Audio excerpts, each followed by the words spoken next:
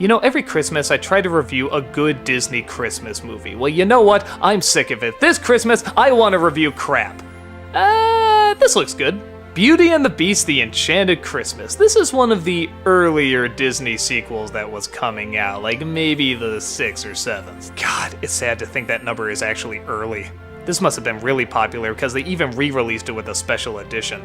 Yeah, I guess this got a bit of a fan base. I guess to its credit, it's not the worst. I mean, there's definitely a lot more bad Disney sequels out there, but yeah, it's still not that... Okay, well, it takes place once again, once upon a time. Except this time, Belle and her prince are talking about who brought Christmas back to the palace. So we flash back to when Belle was still a prisoner of the Beast. He's still pretty kind to her in terms of letting her roam through the castle and everything, but he has this hatred of Christmas. One of the reasons being, I guess they were all transformed on Christmas. What a coincidence. And they even come across this Christmas ornament, played by Bernadette Peters, who hates Christmas as well because she hates what a reminder it is of all the misery that it's brought. But of course, Belle wants to bring Christmas to the castle by going out and getting a tree and celebrating the holiday. But little do both her and the Beast know that they're actually being manipulated by this evil organ played by Tim Curry. Oh yeah, now things get good.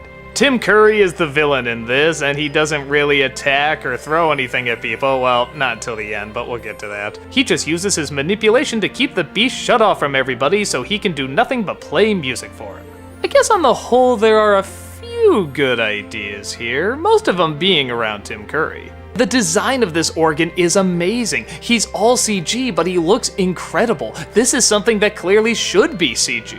The film also looks very nice. Well, okay, it's pretty impressive for the animation that they had at the time. This was before they just abandoned their film animation and threw it all into their DVDs. But this was kind of a nice halfway. It wasn't as lame looking as Return of Jafar, but it wasn't as good looking as, say, Mulan 2. They still have some nice winter environments, they know how to shoot the snow, they know how to get some good colors in there. And I guess if someone was forced to do a Christmas Beauty and the Beast special, this is not the worst story you could put to it. I kinda like the idea of keeping the Beast away from everybody and the organist kind of being like this addiction, trying to keep him in his loneliness. In fact, he actually kind of likes his new form and he wants to stay in that new form. Isn't that fascinating? But aside from that, it's not much. Belle goes from being a really interesting character to just always kind of being happy and smiling and optimistic. A little too much. She becomes a little too bland. It's nice hearing Bernadette Peters sing, but hell, anytime she sings, it's amazing. One of the problems, though, is that the songs are very half-assed. That is to say, I'm sure someone worked very hard on them, but all of them sound like melodies that just weren't given enough time to really bloom. They're all kind of searching for a sound, or searching to be the next Be Prepared, or Beauty and the Beast love song, and yeah, they just sort of sound like cheap imitations that weren't given enough time to be those songs. There's also this completely pointless climax where it looks like everything is gonna end, but out of nowhere the organ decides, no, I'm gonna stop everybody, I'm gonna destroy the castle, and oh, what the hell are you doing? I give it credit that it could have been a lot more half-assed.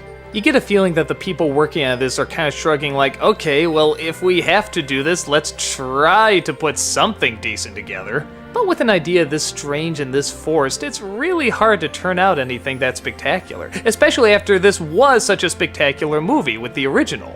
It's a pretty damn tough follow-up. I guess I'd say if you're very forgiving of story and characters and you're just kinda looking for some basic Christmas visuals that aren't spectacular but are good, this is harmless. But yeah, coming off the heels of the only animated film at the time that was nominated for Best Picture, you'd probably expect something a little better than this. But then again, it's a direct-to-DVD Christmas special, what can you expect? I wasn't impressed, but I wasn't horrified either. There's plenty of stupid moments, but there's some okay moments as well.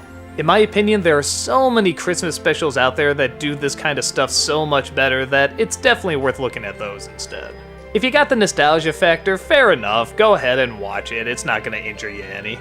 And hey, if this is what gets you in the holiday spirit, who am I to judge? Merry Christmas, and I'll see you through the rest of December.